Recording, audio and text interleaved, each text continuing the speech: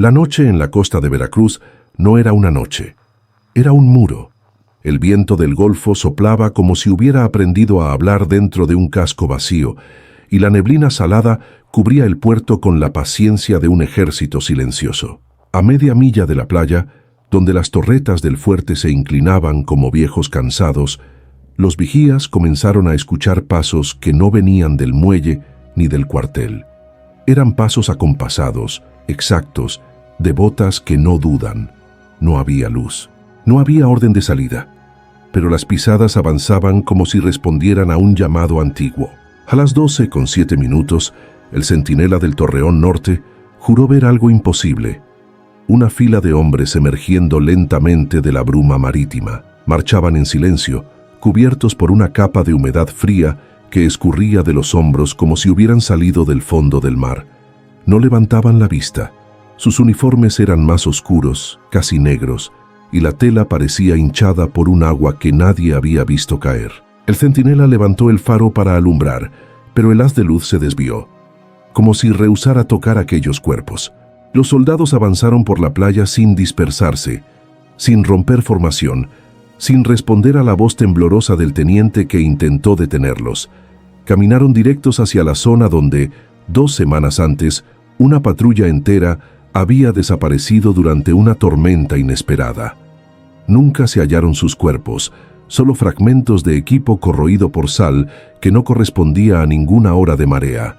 Aún así, los hombres de aquella noche marchaban con una determinación que solo conoce quien tiene una orden que cumplir. Desde el faro viejo, el operador de radio vio una escena que lo marcó hasta su muerte. Los soldados recién llegados levantaron la mano derecha al unísono, como respondiendo a un llamado invisible. No había oficiales, no había bandera, solo el ritmo preciso de un pelotón que no aceptaba la idea del descanso. Entonces, como obedeciendo una señal que nadie oyó, se internaron en la oscuridad del manglar que rodeaba la costa, allí donde hasta los lobos de mar se niegan a entrar. Los testigos jamás olvidaron lo que ocurrió después. La noche entera quedó suspendida, como si el Golfo contuviera la respiración. Y desde el corazón del manglar, profundo, espeso, prohibido, se escuchó un sonido antiguo, la descarga leve de armas que ya no existían, seguida por el silencio de una misión cumplida demasiado tarde. Cuando el sol apareció, no había huellas, no había cuerpos, solo una línea de agua salada en la arena, como si un pelotón completo hubiera regresado del mar para terminar su guardia final. La historia que sigue no nació en los cuarteles ni en los informes oficiales del puerto. Nació en los labios de hombres que pasaron la vida temblando ante un océano que nunca da lo que quita. Veracruz, en 1944, era un punto de vigilancia obligado. Barcos de carga, rumores de submarinos extranjeros, sombras moviéndose entre las boyas. Pero bajo ese ruido había otro silencio más profundo, uno que los marineros jamás lograron nombrar sin bajar la voz.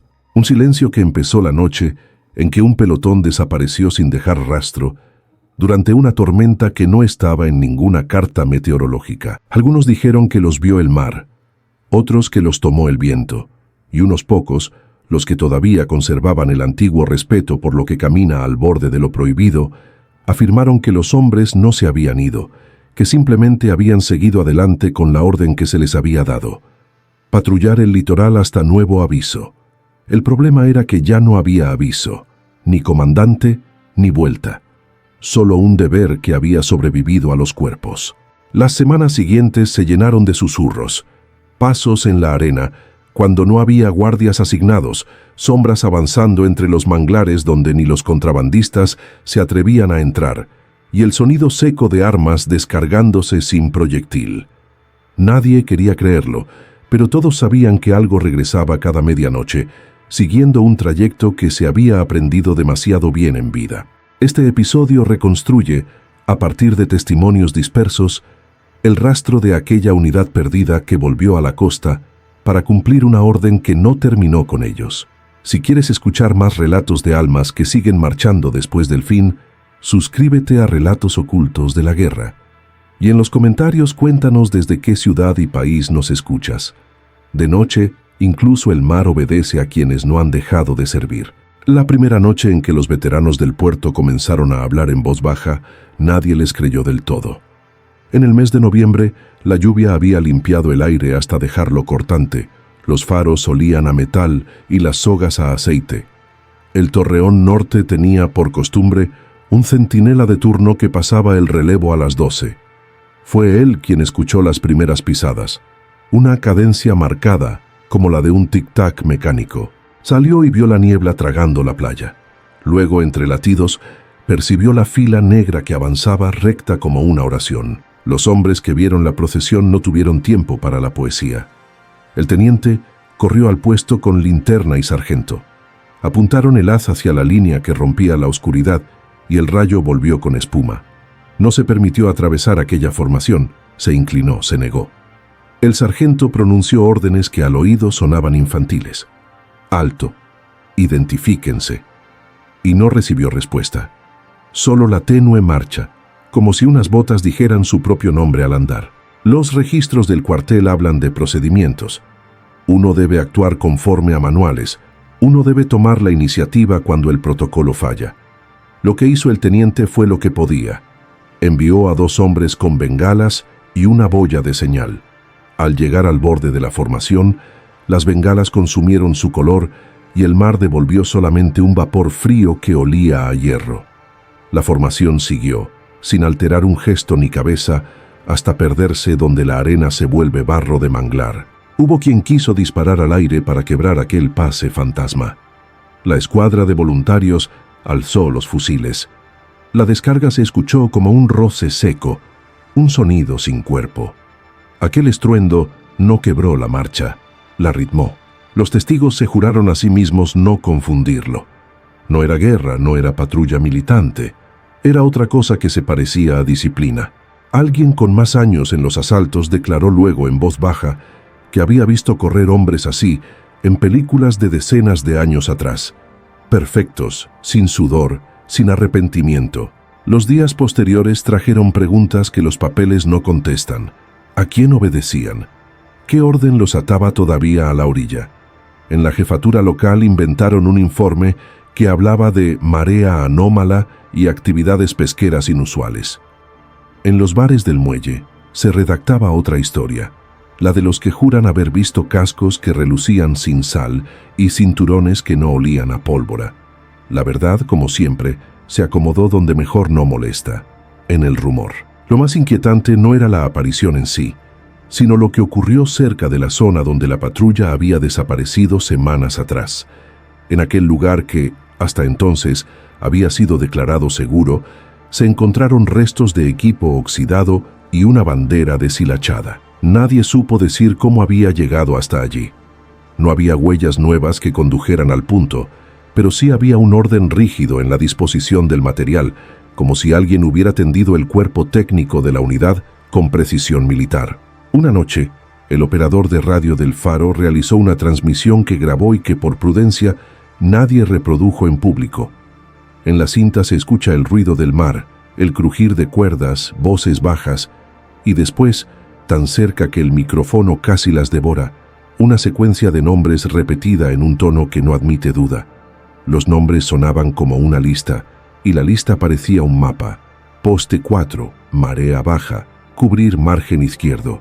Tras la grabación, el operador rompió en silencio. Dijo, no eran vivos los que hablaban. Con el paso de las noches, los hombres que habían perdido a un compañero comenzaron a reconocer en esa formación un rasgo particular. Cierta indolencia en las miradas, la entereza de quien no espera alivio. Uno de los marineros recordó entre lágrimas que la última orden de su amigo, enviado a una salida de guardia y nunca más visto, había sido: no se muevan del puesto hasta nueva señal. Aquella frase, repetida en la playa como eco, tomó el peso de una maldición, la obligación de no regresar. La zona empezó a cambiar su reloj interno. Los pescadores que pasaban por la bocana dejaban la red en el agua y regresaban sin decir palabra.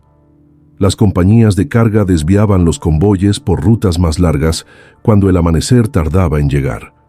En los corrillos de la cantina, los más jóvenes empezaron a decir: Si estás en la orilla, no mires mar adentro. Se volvía prudente el silencio, y el silencio en aquel puerto pasó a tener la forma de una guardia que no termina. Al final de la semana, el comandante ordenó una investigación formal, pero los documentos que llegaron a la capital fueron breves y medidos. Actividad no identificada, sin víctimas reportadas. Continúe vigilancia. La nota, fría y neutral, no condenó ni redimió a los que habían visto. Tenía la textura de quien necesita la paz del expediente. En la playa, sin embargo, algo había cambiado para siempre. La marea dejó por la mañana una raya de espuma que no parecía pertenecer a ninguna noche. Los hombres la contemplaron en silencio, sabiendo que, de algún modo, la guardia, esa orden que no cesa, había vuelto a cumplirse.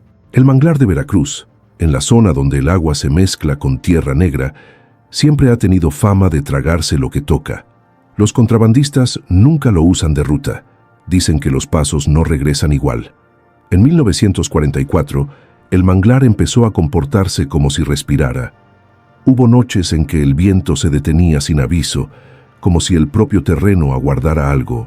Y fue allí, en ese pasillo retorcido de ramas húmedas, donde la formación espectral se internó por primera vez, siguiendo un sendero que ni los guías locales se atrevían a pisar. Los oficiales enviaron a 2 hombres para vigilar desde la distancia. Regresaron pálidos, diciendo que en la entrada del manglar el aire estaba más frío que el agua del Golfo. Los vigías no tardaron en notar un fenómeno extraño: el sonido. En el manglar, todo ruido suele ser de insectos, ranas o movimiento de ramas. Pero cuando la formación entraba, el ambiente se apagaba. Era como si el mundo dejara de escucharse a sí mismo.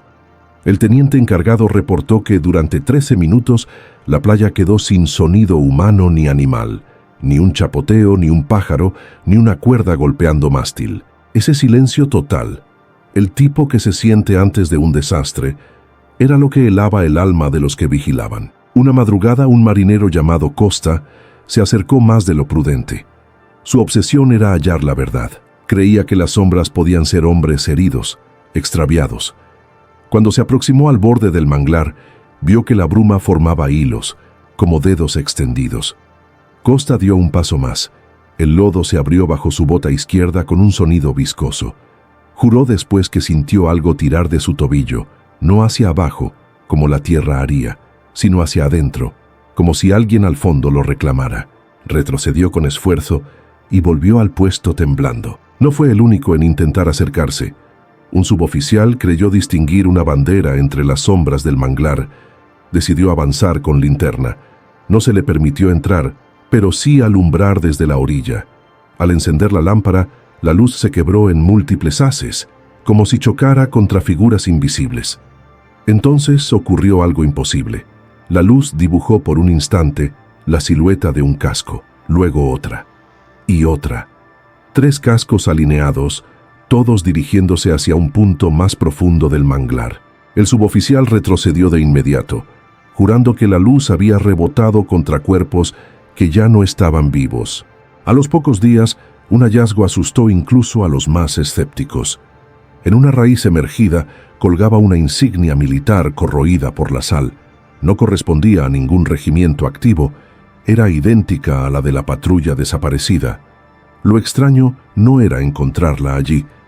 El mar podía arrastrar lo que quisiera, sino que el metal estaba seco, sin rastro de humedad reciente.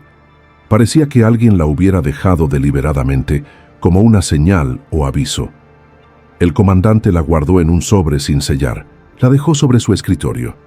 Al día siguiente el sobre amaneció mojado por dentro. El manglar comenzó a comportarse como un campo de entrenamiento. En algunas madrugadas desde la costa se escuchaban chasquidos secos, como si ramas fueran pisadas de forma sincronizada. Otras veces, un murmullo grave, similar al que hacen los soldados cuando repiten una orden para memorizarla, viajaba con la brisa. Nunca se entendía nada, solo el ritmo, ritual, preciso, ajeno a cualquier vida. Los pescadores de la zona dejaron de acercarse incluso de día. El agua que fluía desde el manglar hacia el mar comenzó a salir más oscura y densa, como si transportara algo que no pertenecía al mundo de arriba. El operador de radio, Un hombre de fe endurecida por la guerra escuchó un ruido constante en sus transmisiones, un golpeteo rítmico, igual al que hacen las botas sobre madera mojada. Pensó que era interferencia del clima, pero el sonido desaparecía cuando la noche avanzaba y regresaba justo en el horario en que el pelotón había sido visto marchando. Una madrugada, escuchó un golpe más fuerte, seguido por un susurro casi humano. Lo anotó en su bitácora con letra temblorosa. No están perdidos, están siguiendo ruta. A veces el manglar parecía respirar. Las ramas se inclinaban al mismo tiempo, como si una tropa pasara bajo ellas. Otros días, la neblina emergía de las raíces como vapor de un caldero invisible. Los lugareños decían que esas señales correspondían a algo antiguo, previo incluso a los soldados, como si el manglar fuera una puerta donde los vivos solo podían asomarse, no pasar. Una anciana dijo lo que muchos temían pensar. Ahí, los que murieron no se dan cuenta. El ejército intentó cercar el área. 3 hileras de estacas fueron clavadas alrededor del manglar. Por la mañana, las estacas estaban torcidas, como si manos invisibles las hubieran movido hacia los lados para abrir paso. Los guardias juraron que no escucharon nada durante la noche, pero al revisar la arena, encontraron huellas profundas, alineadas, demasiado perfectas para ser humanas. Algunas se hundían más de lo normal, como si los cuerpos que las dejaban llevaran consigo el peso del agua. Con el paso de las semanas, el manglar se volvió un territorio prohibido. No por decreto, sino por instinto. Incluso los más valientes entendieron que ahí el mundo obedecía otras reglas. No era un cementerio, no era un refugio, era un cuartel de otro tiempo, donde los muertos seguían en formación. Y cada noche, tal como lo habían hecho en vida, volvían a adentrarse en la espesura para cumplir una misión que nadie vivo podía comprender. Tras las noches de marcha y el dominio del manglar, llegó la vez de los nombres. Nadie sabe quién tuvo la idea primero. Puede que fuera una mezcla de miedo y ritual, la manera antigua que tienen los hombres de volver comprensible lo incomprensible. Alguien llevó una libreta vieja de tapas enmohecidas y con una pluma que temblaba empezó a anotar lo que la memoria colectiva devolvía. La palabra lista surgió en la mesa de la cantina como quien invoca un conjuro. Aquella libreta se volvió un objeto sagrado. Los que regresaban de la playa la miraban como si leyera el destino. Uno a uno, los testigos comenzaron a recitar nombres que habían oído al pasar la formación, apellidos, números de identificación, a veces apodos cortos. Sorprendía la precisión con la que aparecían apellidos de hombres fallecidos en meses anteriores, soldados que habían sido dados por perdidos en la tormenta, y también, sorprendentemente, nombres de fallecidos de otras guarniciones, hombres que jamás habían pisado Veracruz. El capellán local, que no creía en supersticiones pero sí en los hombres que sufren, sugirió que los apuntes se guardaran. Por si sirven, dijo. La libreta quedó en custodia en la oficina del muelle. Se puso una regla. Cada noche un testigo debía leer la lista en voz baja mientras la bruma pasaba por la ventana. Lo hacían con miedo y reverencia, como se repiten las oraciones que no se entienden del todo. Entre los nombres apareció el de un cabo desconocido para la mayoría. Ramón G., sin unidad asignada, con una inicial que no concordaba en los papeles del registro. Un veterano que había conocido a muchos por la cara y no por la letra, juró que aquel era el nombre del sargento que comandó la patrulla perdida. Otro afirmó que la firma correspondía a un marinero que se había enlistado tiempo atrás y que había enviado cartas con cosidos extraños en los bordes. La libreta guardó la confusión y la multiplicó. Una noche, durante la lectura, el faro emitió un sonido intermitente. No fue la señal de rutina, fue como si alguien desde la torre volviera a marcar un código antiguo. El operador de radio, habituado a la estática, miró la libreta y luego la cinta del grabador que aún guardaba la secuencia de nombres. Cuando reprodujo los registros casi sin creerlo, notó que algunos nombres de la grabación coincidían con la libreta. Palabras iguales, pronunciadas por voces distintas y a la vez exactas. El pelo se le erizó. El administrador del puerto, hombre metódico, intentó usar los nombres para reconstruir rutas. Hizo consultas, Buscó en listas de embarques, cotejó partes de personal. Los papeles oficiales no fueron de ayuda, faltaban hojas, algunas partes mostraban tachaduras y otros expedientes habían desaparecido. En la correspondencia apareció un informe con la leyenda «Contención temporal» que nadie firmó. El administrador guardó todo en un archivador y comenzó a dormir con la luz encendida. La libreta, sin embargo, no se limitó a reproducir nombres de hombres muertos. Una noche, un pescador leyó algo que le heló la lengua. Junto a un apellido estaba escrita la indicación «postre», una palabra que no parecía militar. Otro testigo halló, junto a otro nombre, el término puente.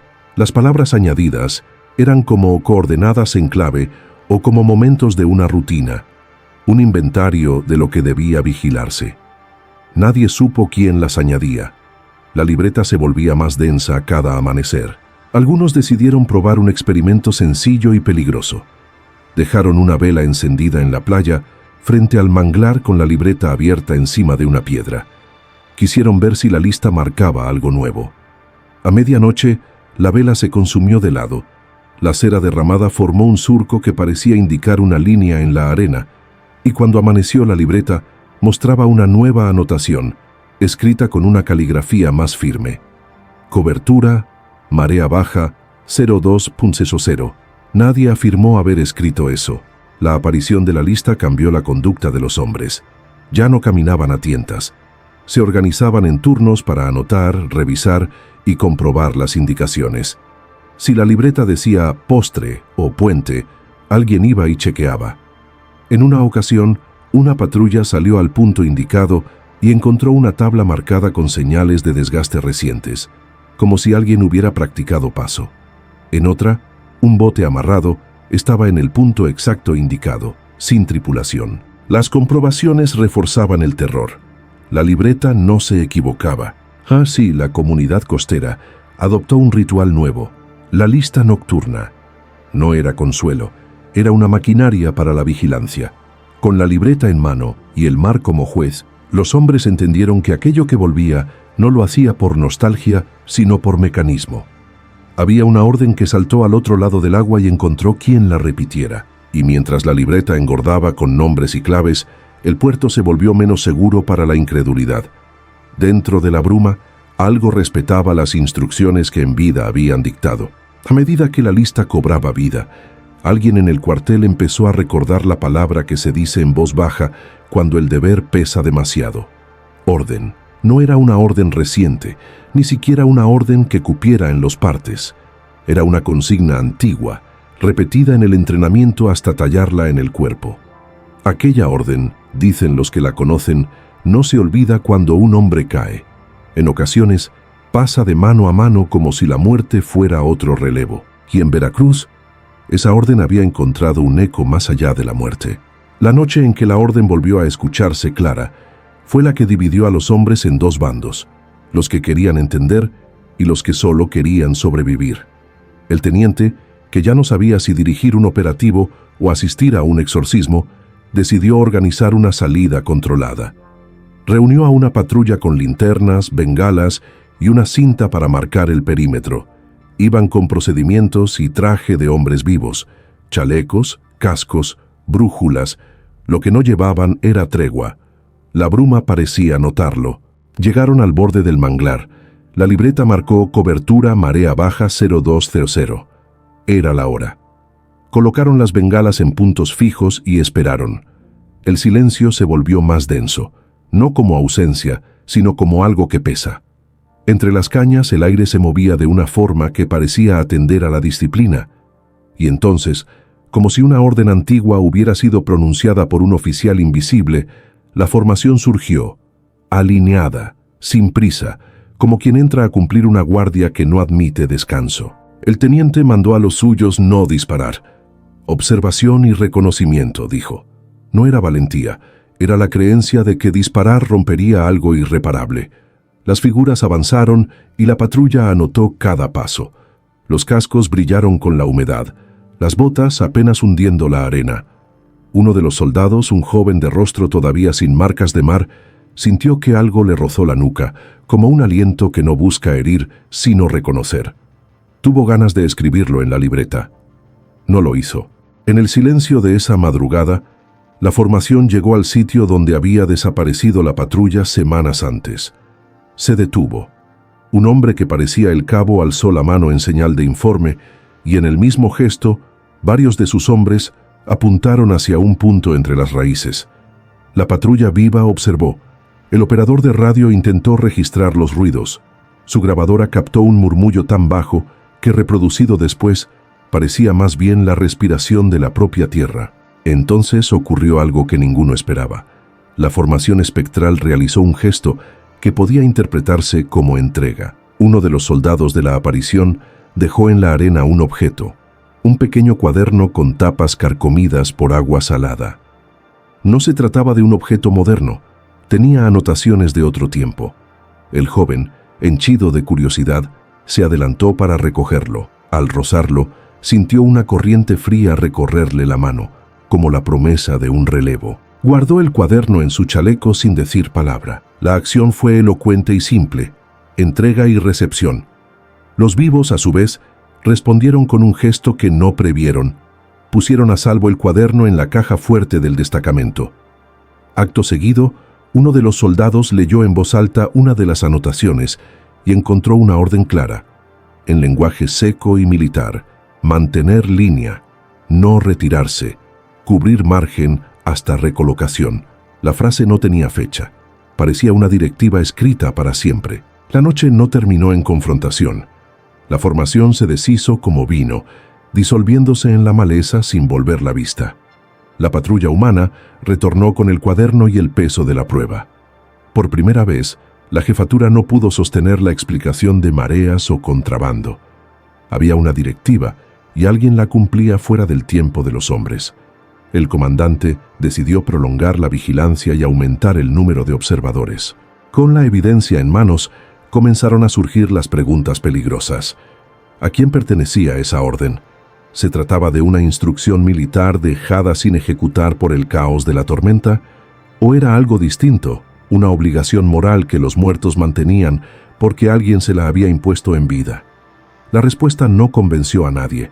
La orden, escrita en tinta ya desvaída, tenía un tono definitivo. No pedía, exigía. Y las cosas que exigen rara vez permiten descanso. Los que observaron esa entrega coincidieron en un detalle final que los persiguió durante semanas. El joven que tomó el cuaderno no pudo leerlo bien hasta el amanecer siguiente. En la noche, las palabras parecían moverse como si la bruma las hiciera líquidas. A la luz del día, sin embargo, las frases se mostraban nítidas, como escritas para ojos que no duermen. Quien tomó el cuaderno admitió luego que, al volver a su casa, dejó una nota en la mesa que decía: «He recibido la orden», y entendió, con una mezcla de orgullo y terror, que ahora formaba parte de algo que no acabaría al sonar del último tambor. Los meses siguientes a la entrega del cuaderno fueron una sucesión de vigilias más que de labores. Hombres que ya no dormían con la misma facilidad, que repasaban rutas en la oscuridad como quien repasa oraciones. El destacamento dobló turnos. Las noches se llenaron de más ojos que linternas. A pesar de todo aquello, la formación volvió a aparecer, pero menos frecuente, más medida, como si hubiera cumplido un calendario secreto y ahora pasara a comprobar horarios. La costa, acostumbrada a maderas crujientes y al olor a alquitrán, adquirió la textura de una estación extrema donde la espera era oficio. El joven que había tomado el cuaderno, el que confesó por la mañana haber sentido la corriente fría en la mano, empezó a ser visto con otro gesto, más rígido, más atento a la bruma. Lo llamaban de broma el custodio, y él no corregía porque notaba que algo en su sangre había cambiado.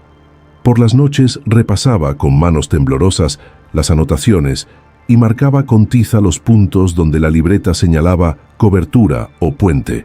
Era un ritual que lo dejaba vacío y a la vez más centrado. Había asumido parte de la orden sin comprender del todo por qué. En ese proceso, la comunidad entera se hizo cómplice sin pactos.